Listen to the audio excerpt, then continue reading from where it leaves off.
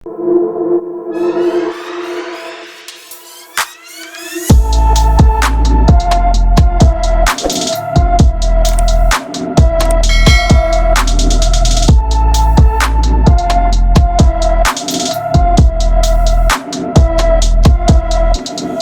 Bapak Ibu semuanya, beliau adalah seorang mantan sopir, itu yang tampilin sih?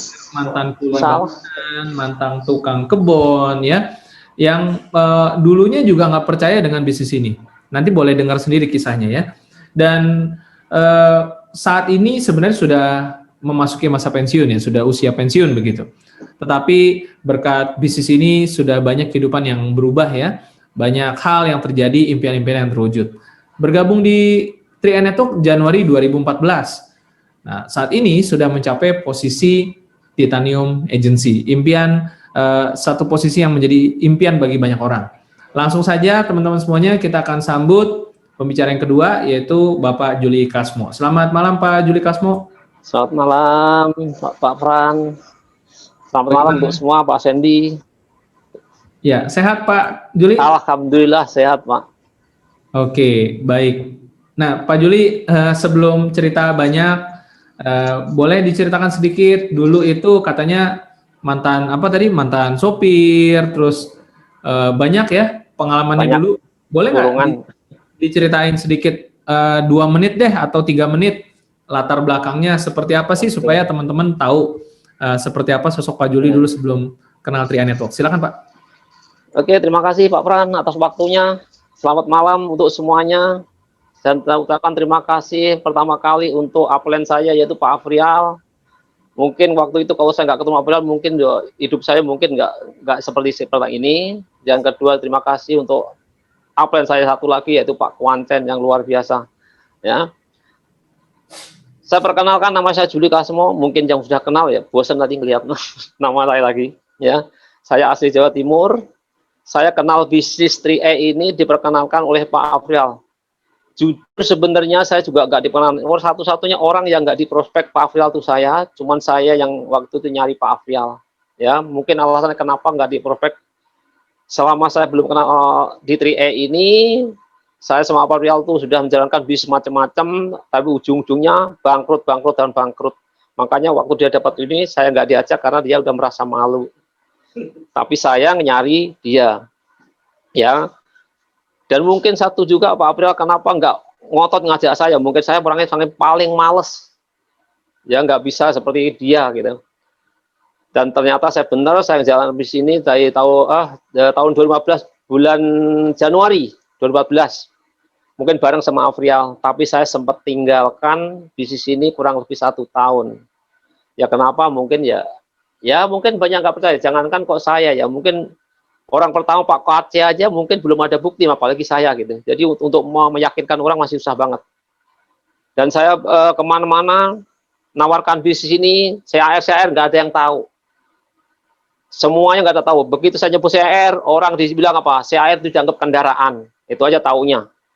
Dan saya gak kurangan akal waktu itu, karena saya tahu bahwa CAR itu punyanya Salim Group. Jadi saya cuma bawa tiap pergi prospek itu hanya membawa bungkus Indomie, itu aja. Setiap orang tak tanya, saya nggak tahu, tak keluarkan bungkus Indomie, gitu aja. Nggak tahu Indomie, tahu, ya udah ini yang punya perusahaan gitu aja. Tapi tetap aja ujung-ujungnya ya, tetap saya tumbang, nggak bisa teruskan, ya. Dan saya fokus di CR ini di Februari 2015.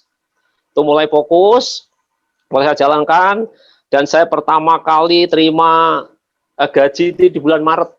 Ya, selama 1 tahun nol, saya nggak punya apa-apa. Jangankan kok elit gitu loh. Sampai saat ini pun saya nggak pernah namanya terima elit, saya nggak tahu. Pak Abdi tadi jemput elit, saya nggak kenal namanya elit sampai saat ini, jujur. Ya, orang yang nggak pernah ngekut, anggaplah nggak pernah elit aja, bisa sampai Titanium, apalagi yang jago ngerekrut gitu aja. Ini bisnis luar biasa bagi saya, terus terang aja.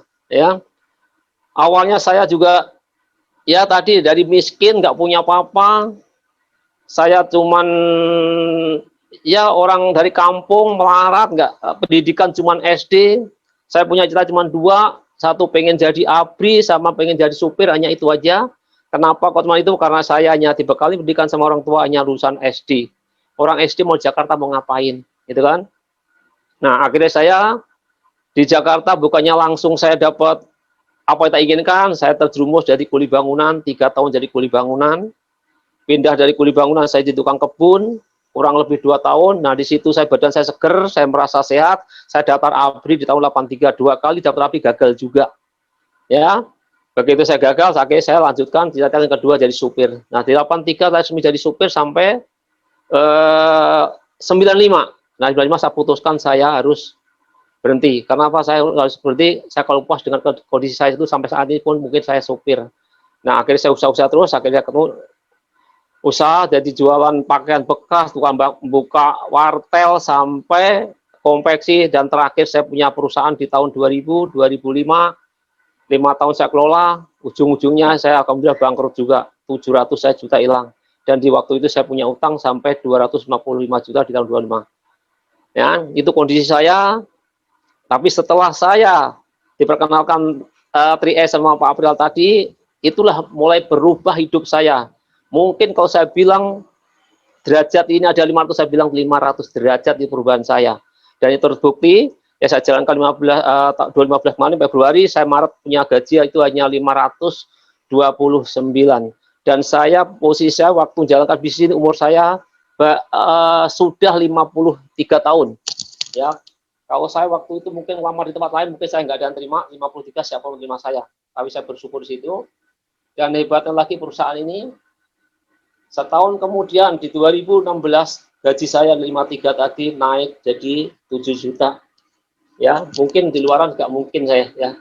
Jadi saya nyandang predikat di sini atau prestasi di 3E ini 2014 sampai Juni 2012 itu saya agensi. Jadi 1 tahun lebih saya jadi agensi. Tapi begitu saya jalankan tadi, Juni mulai dari Juni saya ke September itu naik baru TA. September 2015.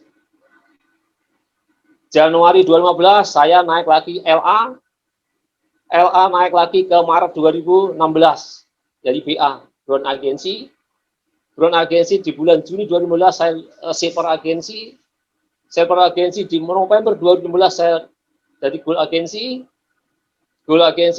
di bulan Agustus 2017 saya naik Platinum Agency di Maret 2018 saya mencapai Titanium Agency. Setelah itu saya stuck, nggak naik-naik, sudah macet jadi Titanium abadi. Tapi nggak apa-apa lah, saya tetap bersyukur karena penghasilan selama 5 tahun tadi, apa yang terima. Tahun pertama gaji 7 juta, saya bisa ngambil kendaraan harga 500 juta. Ya, mungkin pertanyaan 500 juta itu kredit apa cash? Ya jelas kredit. Nggak apa-apa lah kredit daripada nggak bisa beli di luaran. Ya. Tahun kedua 2017 saya punya posisi bisa beli mobil, bisa naik berangkatkan umroh keluarga saya 4 orang. Di tahun 2015 saya naik lagi posisi saya mungkin di Titanium itu saya bisa beli mobil satu lagi harga 1,1 M sama membangun rumah kurang lebih habis 1,5 plus tanah ya, tanah itu pas saya waktu tanah ada kurang lebih ada 42 meter yang tempat itu kita milik berdua, itu tak bayar 850 juta. Ya mungkin pertanyaannya, kira-kira orang seumuran saya kerja di luaran hanya 3 tahun, saya orang tua, umur 53, pendidikan nggak punya, kira-kira bisa nggak? Gitu. Saya kira nggak bisa, tapi di sini luar biasa. Ya, 3E luar biasa banget. Oke. Nah, itu mungkinlah perjalanan saya Pak, cerita saya hanya sampai situ aja, sampai situ. Oke, Pak. Dari itu soal baik. Baik Pak Juli, boleh kita ngobrol-ngobrol sebentar ya Pak Juli ya? Oke, sip ya. Oke Pak.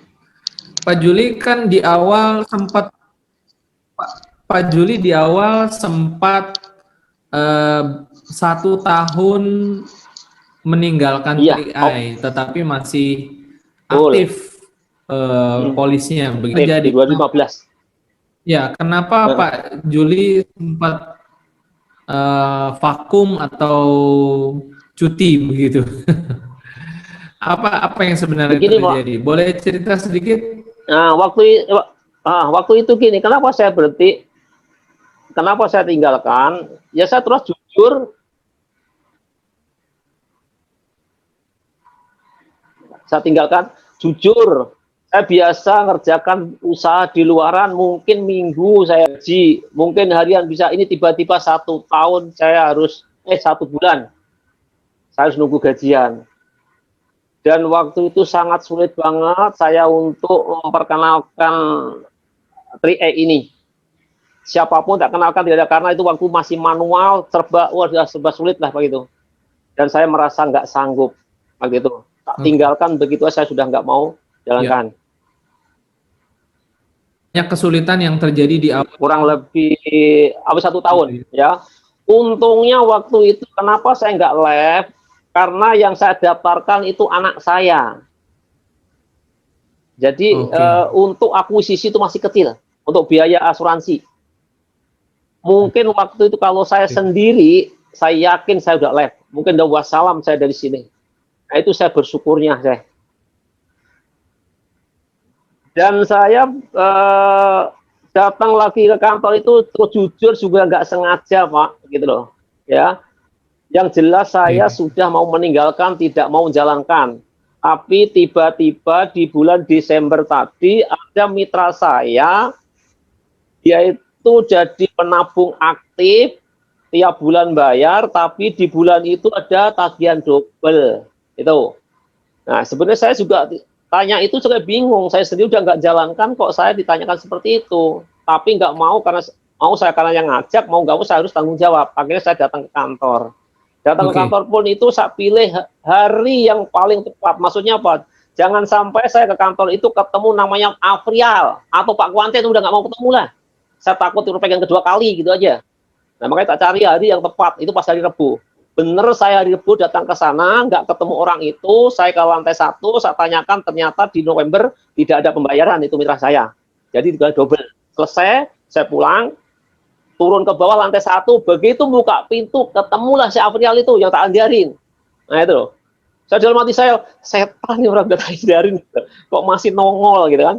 Tapi alhamdulillah saya ketemu. Coba nggak ketemu, mungkin saya udah nggak ada di 3E, ya. Mungkin rezeki saya masih ada di situ, ya. Disitulah saya ketemu Afrial, diceritakan gini-gini nih, ditunjukkan dia punya gaji 54 juta per bulan waktu itu. Nah di situ saya mulai berpikir, mulai bertanya lagi, ya. Waktu saya tanya, Pak, kok bisa seperti itu gitu, ya? Ya kenyataan seperti itu. Kalau Bapak nggak percaya, silakan naik lantai 1, tanyakan, gitu kan? Nah, udah. Terus saya gimana, Pak? Saya ini sudah hampir 1 tahun, tak tinggal, saya nggak bayar, ya? Kira-kira gimana? Nah, dia cuma jawab begini, ya kalau gitu lunasinya utang-utang Bapak. Itu jawabannya. Saya juga bingung, saya utang apa, ninggal nggak merasa kok utang gitu. Maksudnya gini, selama saya tinggal tadi, saya tetap nabung nggak gitu. Nah, saya bilang enggak, ya gitu.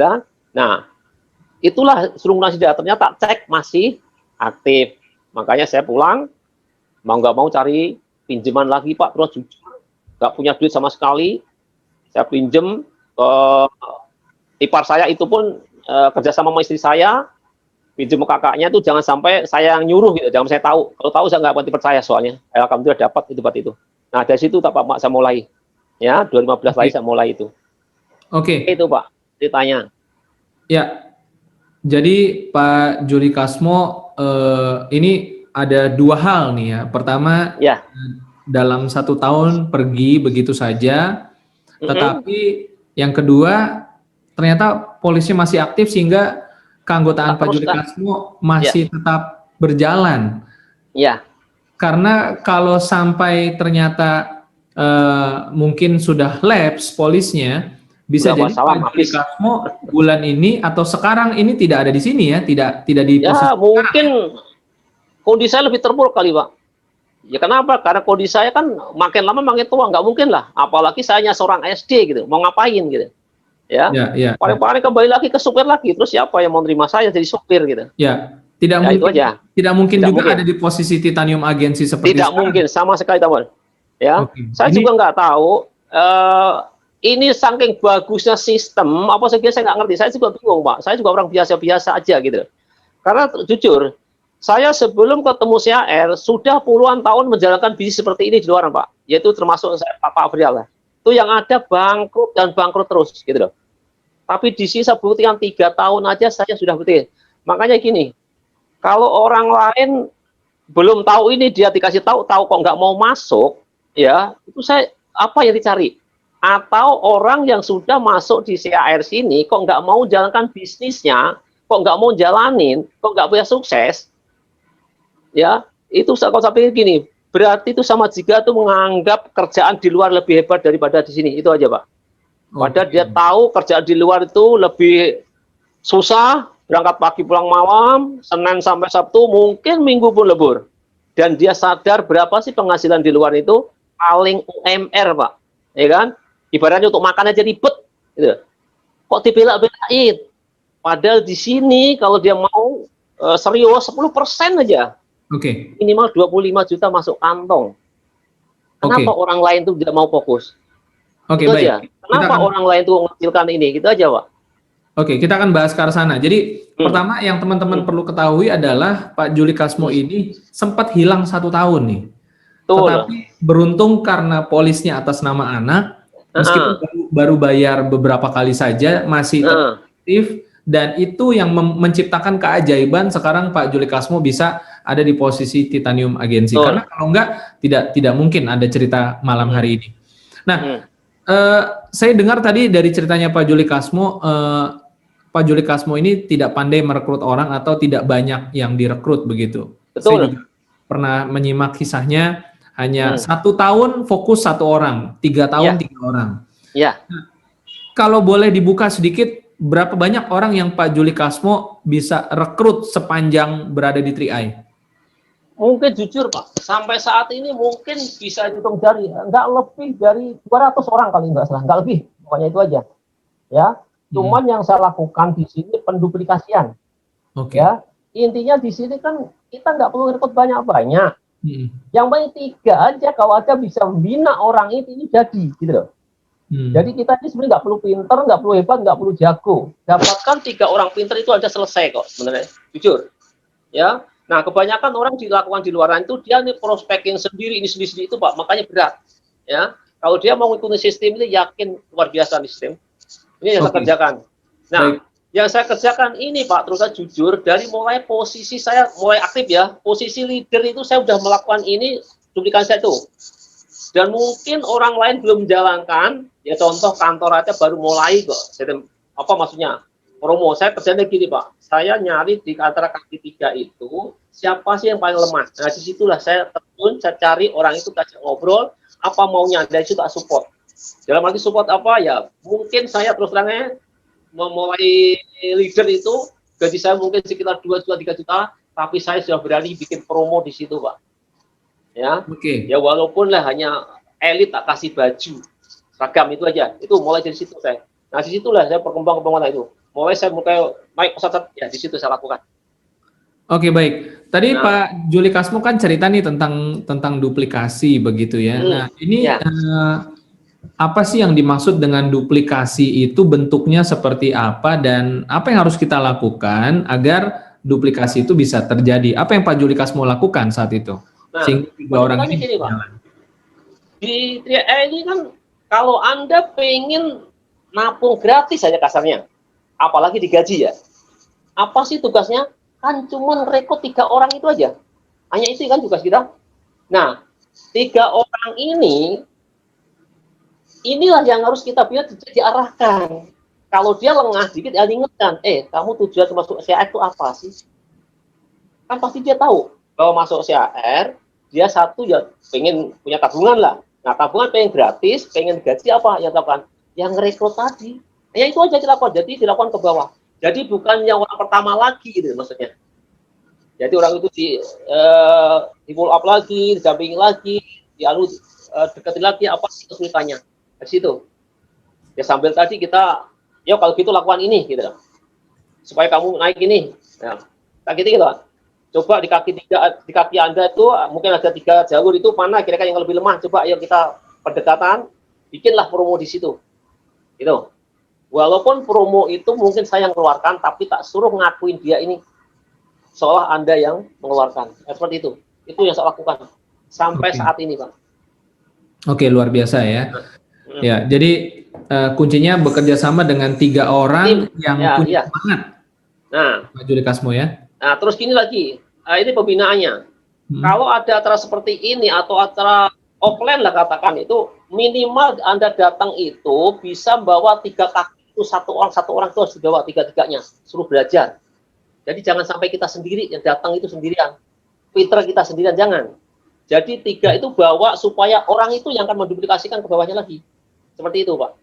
Duplikasikan pertemuan. Pertemuan, Begitu. ya di apapun, mau di online kayak mau offline itu harus diajarkan seperti itu. Oke. Ya, setiap Anda mau datang, minimal Anda usahakanlah 1 atau 2 orang, kalau bisa 3-tiganya kaki Anda tuh bawa. Supaya disitulah terjadi duplikasi, dia tuh mau belajar. Dan nanti 3 orang itu akan diajarkan seperti itu nanti sama ke bawah. Itu aja. Kalau saya lakukan seperti itu aja, Pak. Oke, baik. Jadi kuncinya untuk duplikasi bagaimana 3 jalur kita arahkan supaya mereka datang ke pertemuan dan mereka lakukan yang sama datang ke jalur mereka ke pertemuan ya. Ya, betul seperti itu ya. Lah mungkin ada orang negatif. Alah, Bapak udah setengah mati melakukan itu tetap aja masih titanium. Ada juga mungkin orang seperti itu. Ya. Tapi nggak apa-apa lah orang negatif itu. Orang saya melakukan seperti itu titanium apalagi nggak melakukan. Itu aja. Oke, baik. Kata simpelnya cuma situ aja.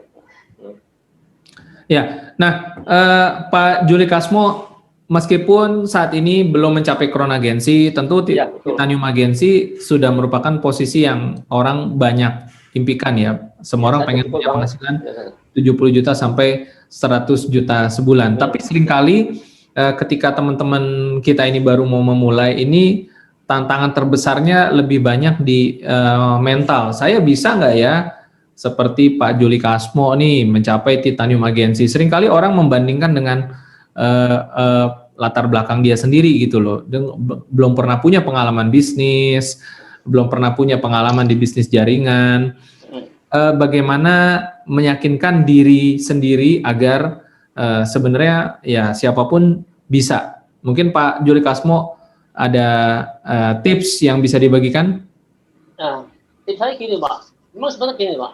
Kita itu kan sebagai marketing, anggaplah. Marketing itu akan menawarkan sesuatu. Nah, sesuatu itu kalau bisa tawarkan, kita minimal kita sendiri yang harus yakin.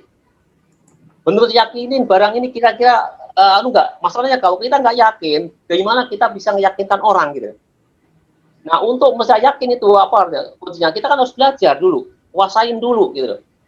Setelah Anda kuasai, silahkanlah Anda keluar orang supaya orang nanya Anda bisa jawab. Nah, ini kadang di situ gagalan kita. Nah, rata-rata orang di luar itu dia mengukur dengan dirinya, saya aja kok ini tidak bisa, apalagi tidak, itu masalahnya. Susah itu. Seharusnya kalau kita udah posisi seperti ini, sebenarnya inilah buat tolak ukur kita. Saya nggak akan mau seperti ini terus gitu loh seharusnya. Nah, kadang-kadang kita kan enggak. Ya, kondisi gini buat alasan. Corona buat alasan. Hujan buat alasan, virus buat alasan. Nah, terus gimana Anda bisa sukses kalau itu selalu buat alasan terus gitu. Nah, seharusnya itu yang harus berubah, harus bisa gitu. Oke. Nah, ini Anda pola pikir ini yang dirubah, Pak, jujur. Itu aja. Oke. Jadi Bapak Ibu semuanya, teman-teman, kita punya PR buat diri kita sendiri sebenarnya ya. Bukan bagaimana meyakinkan orang lain, tapi kita harus punya keyakinan bahwa diri kita tuh bisa berhasil asal kita ada niatnya dulu begitu ya. Niatnya mungkin yang kurang nih, perlu ditambah begitu. Nah, oke, baik. Makanya, oke Pak, udah. Ya, Pak Juli Kasmo, sebelum kita akhiri, barangkali ada yang mau disampaikan, closing statement, atau mungkin ada yang mau dibagikan kembali untuk materinya atau bagaimana? Ada saya terus jujur, saya mohon maaf, terima kasih banget semua mitra-mitra saya, ya walaupun mana Anda berada lah, mungkin kita satu tersebut, saya jujur terima kasih. Mungkin tanpa beliau-beliau ini saya tidak akan seperti ini, ya. Itu terima kasih banyak. Yang kedua mungkin ya,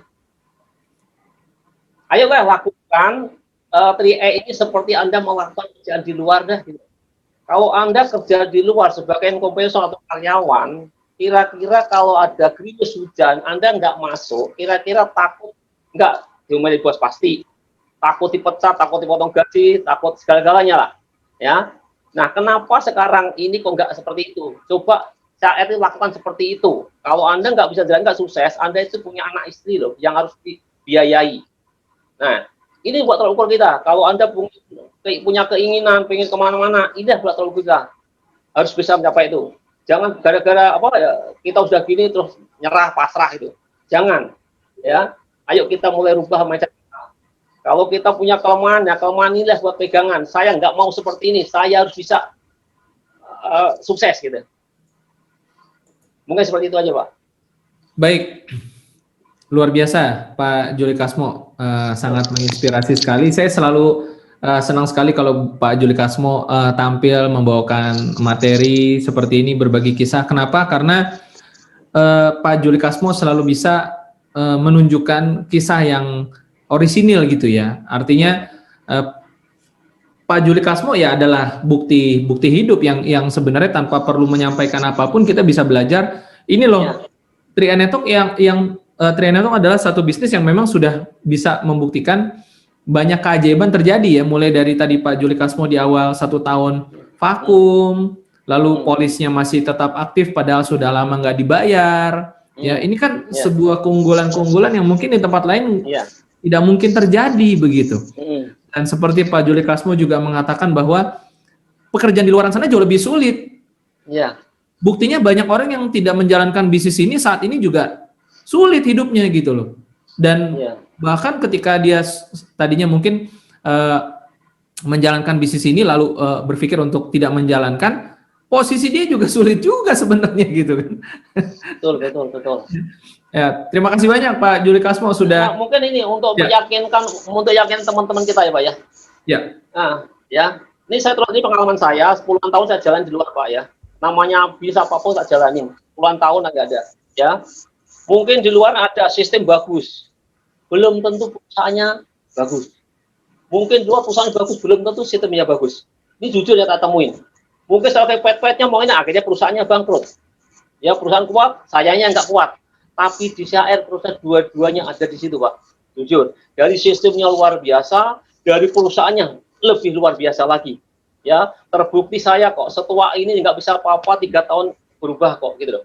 Ya, ayolah kita belajar. Jangan belajar siapa kita. Saya memang orang nggak punya orang nggak pendidikan nggak apa, tapi kita belajar lah. Jangan merasa kita di luar udah pernah begini, tapi nggak mau belajar.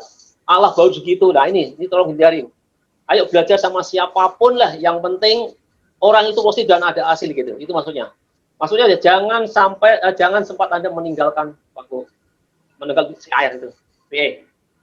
Oke Pak, mungkin waktu sudah. Baik. Oke, luar biasa.